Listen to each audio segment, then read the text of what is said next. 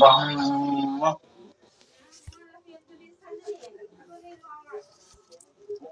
ओम अथर्ववेद कांड 12 सूक्त 3 मंत्र 23।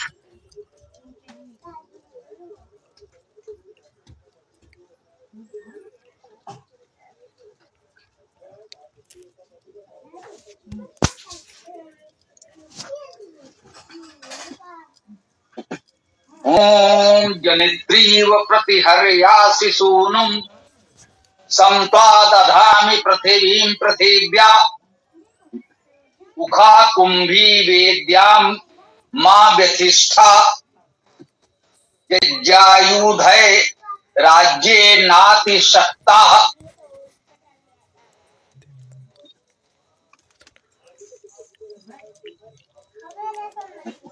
आज अथर्ववेद का जय मंत्र आपने सुना है चर्चा के लिए।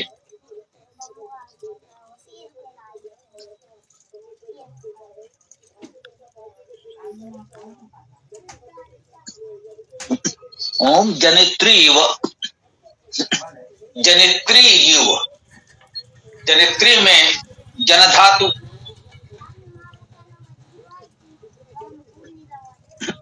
जन धातु का अर्थ उत्पन्न करना। जनित्री अर्थात उत्पन्न करने वाली। जनित्र उत्पन्न करने वाला।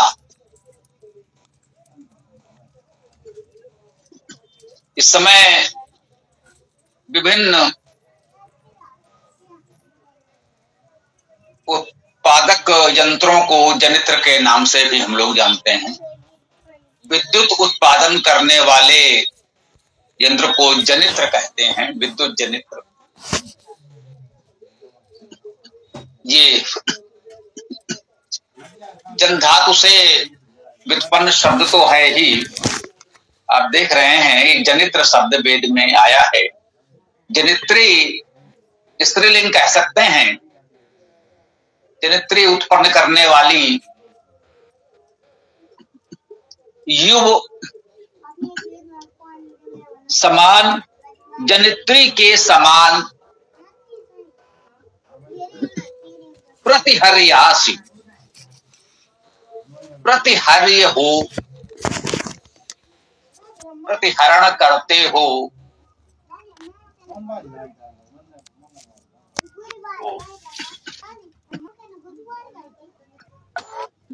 अब ये हर्यास पद पर थोड़ा सा व्याकरण के दृष्टि से चाहें तो विचार कर लें। ह्री धातु है हरण करने के अर्थ में, उससे हरति जैसा रूप बनेगा। मध्यम पुरुष में हरसी हो सकता है। ये हर्यासी है।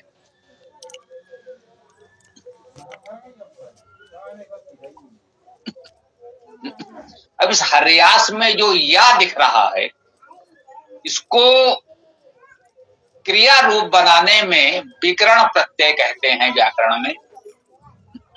हाँ, विकर्ण प्रत्यय अलग अलग व्याकरण में अलग अलग हो सकते हैं। आप कहेंगे भाई अलग अलग क्यों हो सकते हैं? सामान्यतः जो व्याकरण हम लोग पढ़ते हैं वो लौकिक भाषा की है, लौकिक संस्कृत की है। और ये वेद की भाषा है, वैदिक व्याकरण जो पढ़ने से पूर्व की है। खासकर उसकी व्याकरण जो थोड़ी बहुत उपलब्ध हो पाई है, उससे पहले की भी व्याकरण है जो अभी प्रकाशित उपलब्ध नहीं है हमको किसी कारणों से। इसीलिए वेद की भाषा और लौकिक संस्कृत की भाषा में कुछ अंतर दिखता है। तो उसको हम विवेक से, अनुमान से अर्थ करने का प्रयास करते हैं। हर्यास में ह्री हरण करना धातु मानने के अतिरिक्त कोई और विकल्प तो मुझे नहीं दिखता। इस या को विकर्ण प्रत्यय मानना पड़ेगा तो हर्यास रूप बन जाएगा।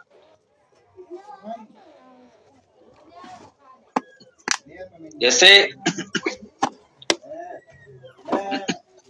कृणोध्वम पद मिलता है वेद में, क्री धातु है। ये अणु क्या है? ये विकर्ण प्रत्यय।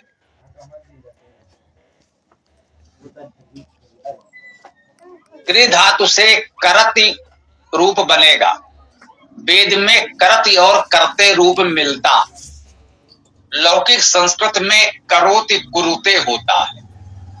ये जो ऊ का आगम हो रहा है अर्थात ऊ वर्ण और आ जा रहा है, यही विकर्ण प्रत्यय।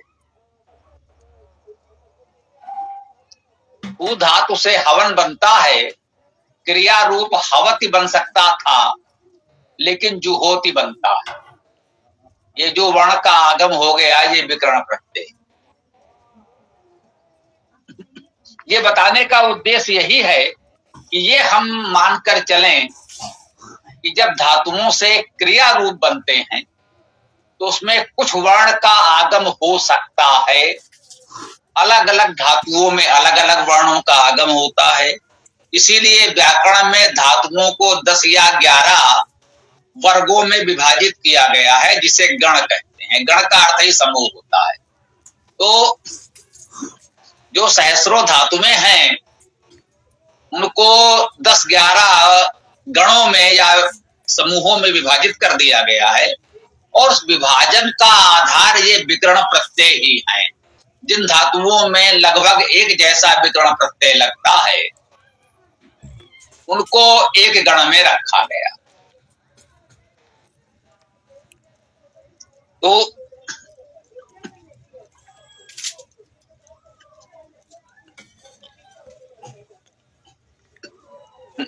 सामान्यतः हिरी धातु का रूप हम लोगों ने हरति हर्ष ही पढ़ा है, परंतु वेद में हर्यास आने से स्पष्ट है कि वैदिक भाषा में यह विकर्ण प्रत्यय आता रहा होगा जो लौकिक भाषा में लुप्त हो गया।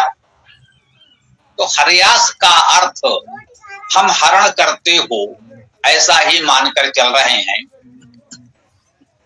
तब तक हमारी बात ये मान्य होगी, हम स्पष्ट कर दें कि ये बात तब तक मान्य होगी जब तक हर्यास पद का कोई अन्य उत्पत्ति व्युत्पत्ति आपको न प्राप्त हो जाए कि इसमें इस धातु में ये विकर्ण प्रत्यय ये विभक्ति लग करके ये शब्द बना। कोई और अधिक प्रामाणिक अधिक उपयुक्त व्युत्पत्ति कहीं से मिले, कोई विद्वान बताए आपको, तो उसे मान लीजिएगा, हमारी ओर से मान लीजिएगा कि मैंने स्वामी शरण ने स्वीकार कर लिया। लेकिन जब तक अन्य कोई प्रामाणिक उपयुक्त प्राप्त न हो तो हम इसमें ह्री धातु मानकर या को विकर्ण प्रत्यय मानकर हर्यास पद का अर्थ हरण करते हो करेंगे। क्योंकि ये सी या असि जो है ये मध्यम पुरुष एक वचन में आता है।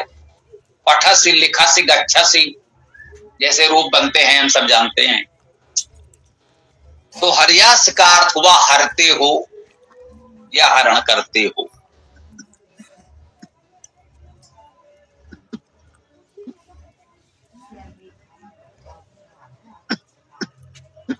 ओम जनित्री व प्रतिहर्यासी, जनित्री के समान प्रतिहरण करते हो। आगे कहते हैं सूनुम, सूनुम का अर्थ सून को, ये जो माँ है अस्वर या हलंत माँ है ये द्वितीय विभक्ति कर्म कारक एक वचन में आता है। देवम बालकम जन्म, तो इसका अर्थ हुआ सूनुम अर्थात सून को। इस सूनु शब्द का अर्थ सामान्यतः लोगों ने संतान पुत्र किया है। इस समय बच्चों के कुछ प्रचलित नाम आपको सुनने में मिलते हैं। सोनू,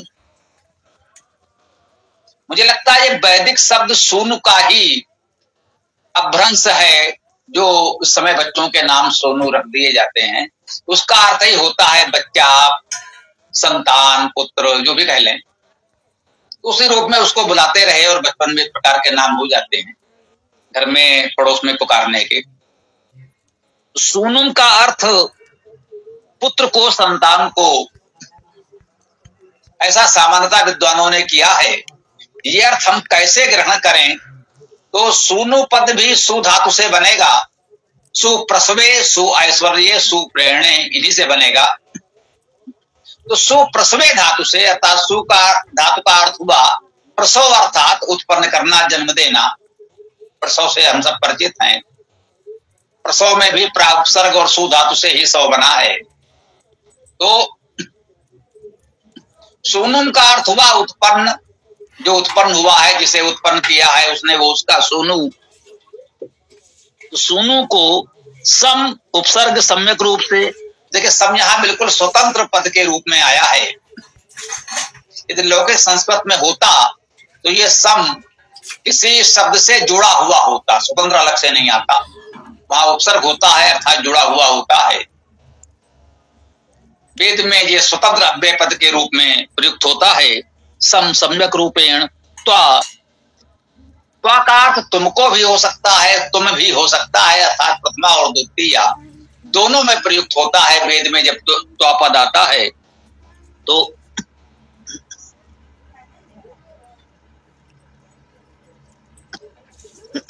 त्वा दधामि, दधामि का अर्थ हमने बताया। देखिए दधामि में भी धा धातु से दधामि धारण करता हूं। वैसे दध धातु भी दिखती है धारण करने के अर्थ में, परंतु धा धातु से दधामि बनेगा तो ये दा जो आया एक प्रकार का विकर्ण प्रत्यय ही कह लें। सामान्यतः विकर्ण प्रत्यय धातु के पश्चात लगता है, ये भी जान लें। धातु के पश्चात और विभक्त से पूर्व लगता है, उसे विकर्ण प्रत्यय कहते हैं। तो व्याकरण के जानकार कह सकते हैं भाई दा को विकर्ण प्रत्यय कैसे कह सकते हैं? तो वो केवल तकनीकी शब्दावली कहने की बात है। इसे अभ्यास कहा जाता है, अर्थात दोहराना। अब वो कहेंगे फिर दा धातु है, धा में दा दोहराया गया, हाँ ऐसा हो जाता है। धा का दा, दा था दा धा उसी में आया। जबकि क्रिय धातु में तो चकार हो जाता है, का के स्थान पर चा हो जाता है, वही अभ्यास है। तो ये क्रिया रूप बनने के थोड़ा सा कुछ जटिल प्रणालियां रही हैं बोलचाल में। दधा में अर्थात धारण करता हूं। हमने भी बताया था कि धा धातु का एक अर्थ देना प्रदान करना भी है। वैदिक भाषा में तो है ही, लौकिक भाषा में भले ही वो अर्थ लुप्त हो गया हो। पृथ्वी अर्थात पृथ्वी को, पृथिव्या अर्थात पृथ्वी द्वारा, पृथ्वी पृथिव्या पृथ्वी द्वारा पृथ्वी को दधामि धारण करता हूं या प्रदान करता हूं। पृथ्वी द्वारा पृथ्वी को धारण करता हूं। पृथ्वी ही इस पृथ्वी को धारण किए हुए है, कोई और नहीं।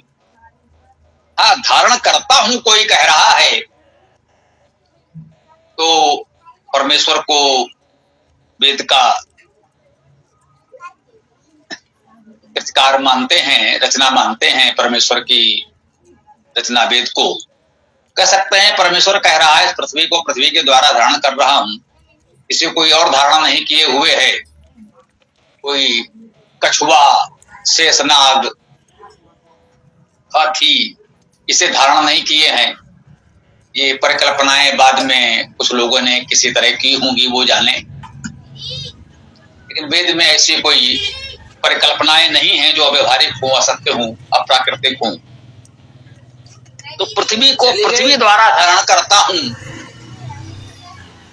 अब इसके अर्थ जो पृथ्वी के यहाँ किए जा रहे हैं वो कुछ थोड़ा अलग भी है। पृथ्वी का अर्थ यदि आप धातु के अनुसार देखें तो जान लें, कोई कहीं कुछ इधर उधर लोग अर्थ करेंगे तो आपको थोड़ा असुविधा हो सकती है। तो इसलिए वो जानना चाहिए कि पृथ्वी का धातु अर्थ क्या होगा। तो प्रथ धातु है। प्रथ धातु प्रक्षेपणे व्याप्तो प्राकट्ये शासने, ये प्रथ धातु के अर्थ दिए हैं। इसका अर्थ हमारी भाषा में होगा फेंकना, उड़ाना, प्रेरणा करना, भेजना, व्याप्त होना, प्रकट होना, शासन करना। ये प्रथ धातु के अर्थ हैं।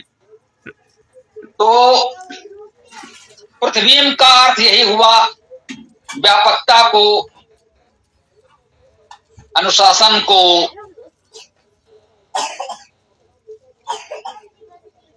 प्रक्षेपण को कह सकते हैं, प्रेरणा को भी कह सकते हैं, है ना। तो प्रेरणा, व्यापकता, अनुशासन, पृथ्वी का अर्थ हो सकता है।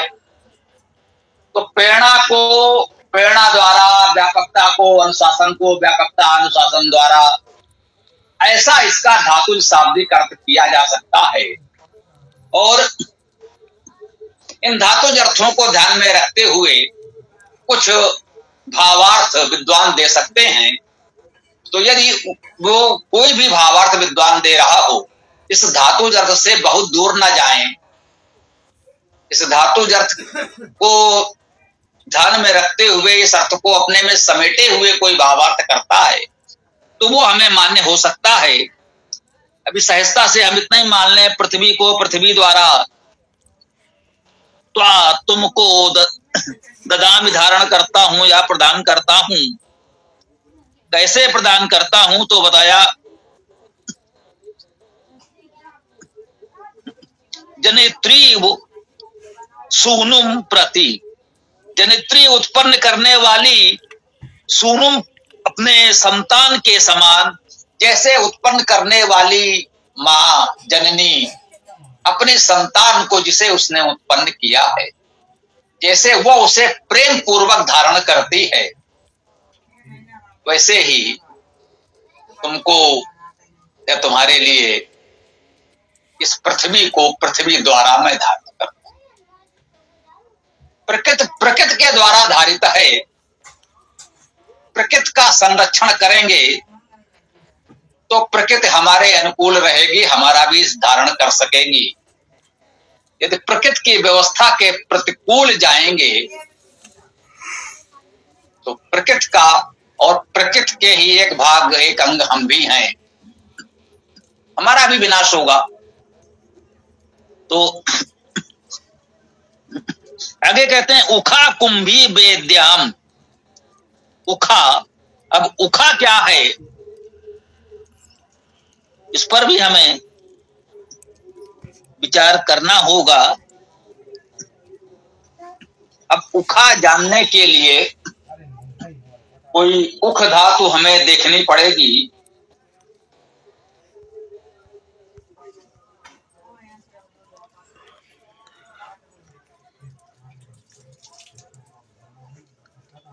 तो देखिए, उख धातु है, उख धातु का रूप ओखति बन रहा है। इसका अर्थ दिया है गतौ ज्वलने। गतौ अर्थात गति के अर्थ में है, चलने के अर्थ में है। ज्वलने अर्थात ज्वलन के अर्थ में है, जलने के अर्थ में है। तो इसमें गति और ज्वलन का अर्थ निहित है उखा में।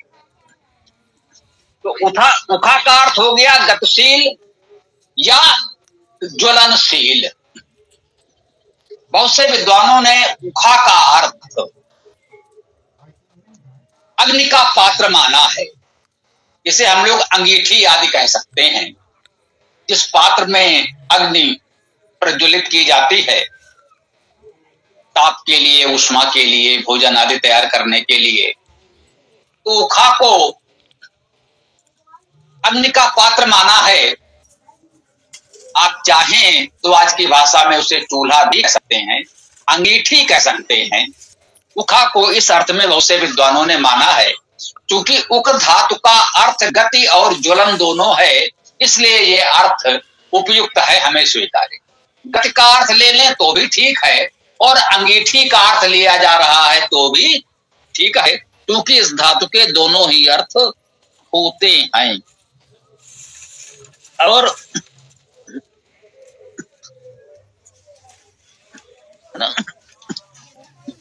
कह रहे उखा कुंभी। अब कुंभी पद आया तो इस संदर्भ में तो हम लोग पहले भी चर्चा कर चुके हैं। कुंभ शब्द आता है, कुंभ धातु का अर्थ आच्छादन करना है, तो कुंभी का अर्थ हुआ आच्छादन करने वाली, आच्छादन करने वाला, जो आच्छादन करे। उखा कुंभी कह सकते हैं आच्छादन युक्त अंगीठी।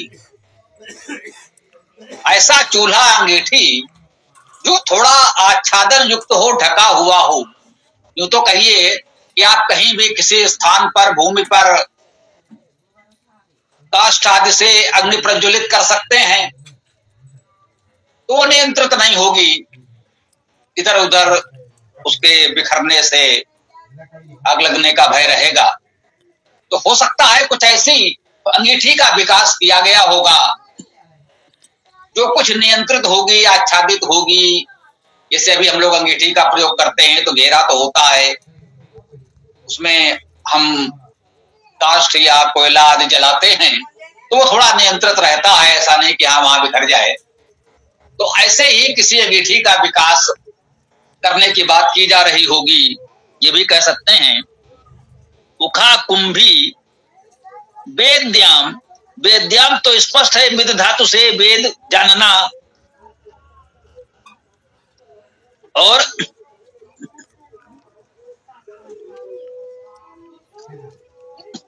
वेद्याम वेदी पर ऐसा अर्थ कर सकते हैं।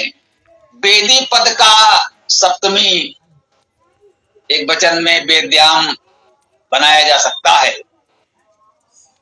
और वेद्याम का अर्थ वेद्या को, विद वेद जानना, विद धातु का अर्थ जानना, वेद जो जानने योग्य हो। वेद्या भी उसी का एक रूप होगा, चाहे तो स्त्रीलिंग कह लें। वेद में ऐसा कोई बड़ा भेद नहीं है, ये भी हम लोग जानते हैं। कहीं कहीं इसका लिंग भेद जैसा कोई विशेष अर्थ देता है, अन्यथा सामान्यता दोनों ही होते हैं। तो वेद्याम अर्थात जानने योग्य को,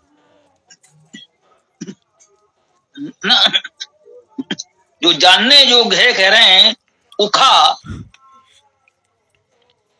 ज्वलन युक्त अंगीठी, कुंभी आच्छादन युक्त वेद्याम जानने योग्य को। मां, अब देखिए मां पद जो है सर्वनाम के रूप में माम अर्थात मुझको का अर्थ देगा, और अव्यय के रूप में मां का अर्थ नहीं होगा। दोनों में से कौन सा अर्थ ग्रहण करें ये आपके विवेक पर है, ऐसा हमारा मत है। क्योंकि दोनों अर्थ होते हैं तो अब यहां पर कौन सा अर्थ लिया जाए ये आपके विवेक पर है। अर्थात पूरे मंत्र को देखकर हमें निष्कर्ष निकालना होगा यहां मां का अर्थ मुझको होगा या नहीं होगा। व्यतिष्ठा बी अतिष्ठा, या व्यथ से व्यतिष्ठा, व्यथित, व्यथित शब्द से भी हम लोग परिचित हैं।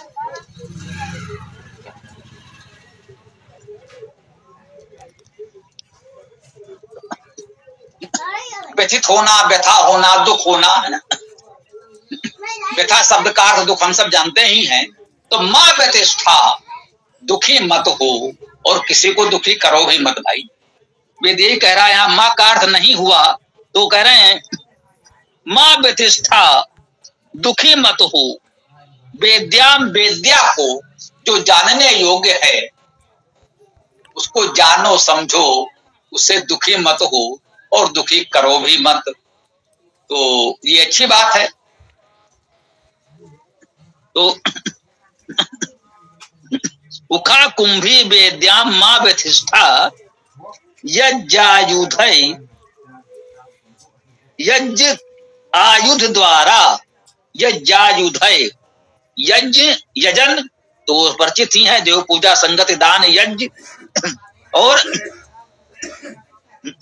आयुधय, आयुधय में आ उपसर्ग और युद्ध धातु माने तो आयुध का अर्थ हो गया संभव युद्ध करने वाले, युद्ध के शस्त्र संसाधन, उनको आयुध कहते हैं। और आयु हम सब जानते हैं, आयु हमारा जीवन काल, जीवन धारण करना।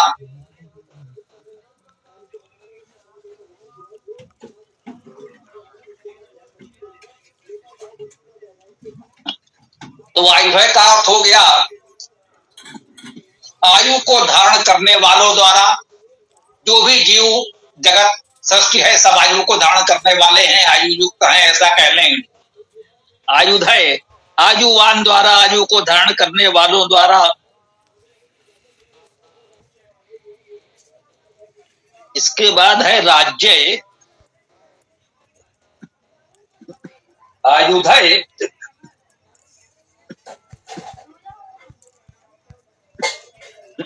आयुधय आजेन। देखिए अब यहां पर ध्यान देना होगा, आयुधय राज्य। अब आयुधय तृतीया बहुवचन बनाएंगे तो आयुधय आएगा, उसमें विसर्ग होगा।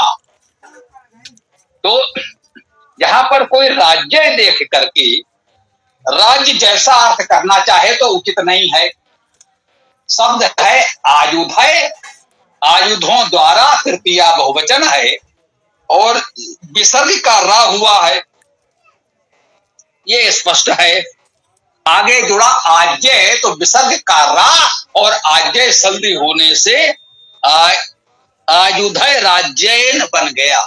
ये राज्येन है ना, उसके पश्चात है आयुधय आज्येन, अर्थात यजायुधों द्वारा, यजन युक्त आयु के धारण करने वालों द्वारा, आज्येन, आज के द्वारा।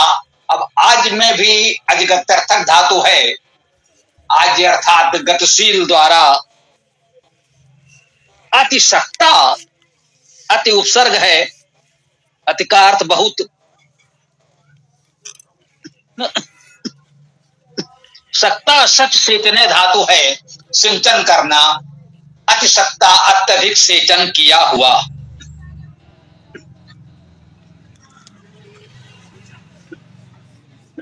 मुखा कुंभी वेद्याम प्रतिष्ठा, यज्ञ अतिशक्ता, यज्ञायु द्वारा,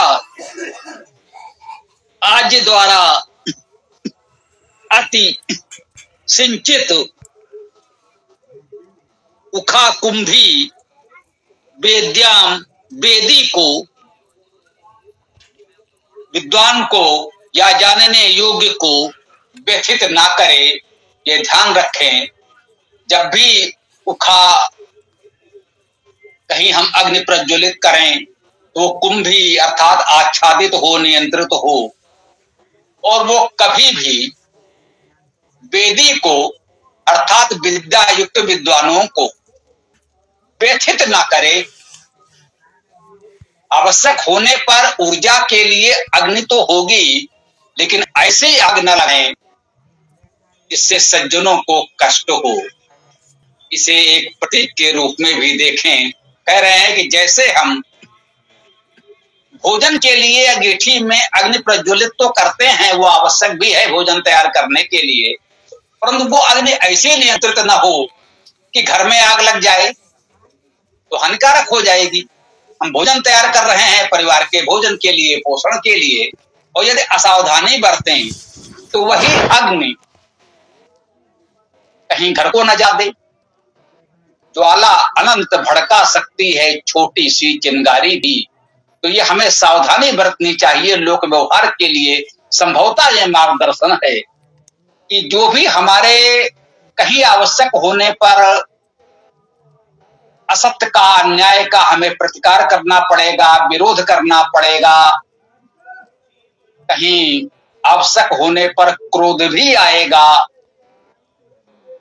तरह से क्रोध मुक्त तो नहीं हो सकता कोई भी सज्जन विद्वान, परंतु इसको इतना नियंत्रित तो अवश्य रखना होगा कि हम वेदी को, वेद के जानने वालों को, वेद के मानने वालों को व्यथित न होने दें।